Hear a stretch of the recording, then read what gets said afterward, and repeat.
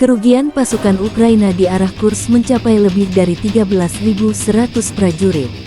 Angkatan bersenjata Ukraina kehilangan lebih dari 13.100 prajurit di arah Kursk secara total, termasuk lebih dari 300 prajurit dalam 24 jam terakhir.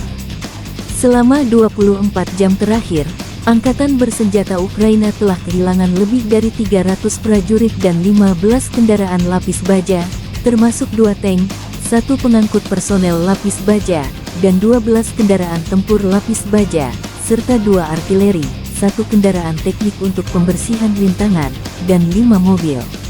5 prajurit Ukraina telah ditawan.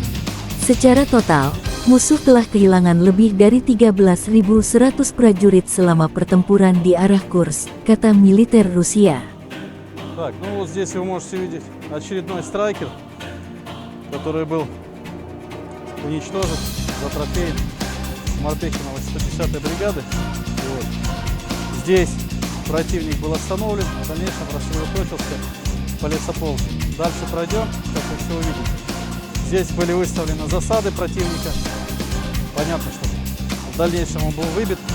Было проведено РПД. Вот, противника здесь не осталось. Остались только те, которые лежат в земле сейчас. Оборудовали себе секрет. Засаду возле дороги. Вот, смотрим. Накрыли массетью. Паёк остался, синий скотч. Вода прозора. Сигареты. То бишь здесь они находились, здесь была засада.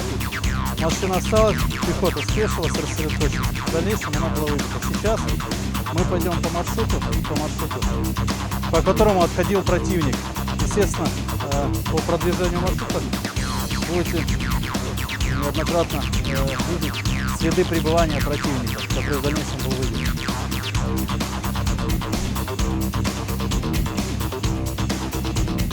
Вот надпись.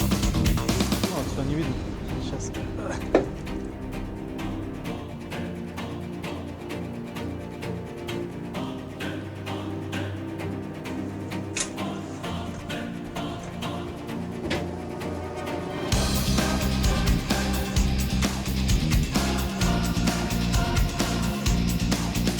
Эти трофеи были уже собраны с уничтоженных боевиков. Все иностранного производства. Здесь американского производства патроны. Ну, единственное, наверное, собственное производство. Противогаз производства Чехия. Гранатомет РПГ производства Болгария. Были дерзкие заходы бронегрупп по дорогам и закрепления в лесополках. Ну а дальше их последующее уничтожение. Download Tribun X sekarang. Menghadirkan lokal menjadi Indonesia.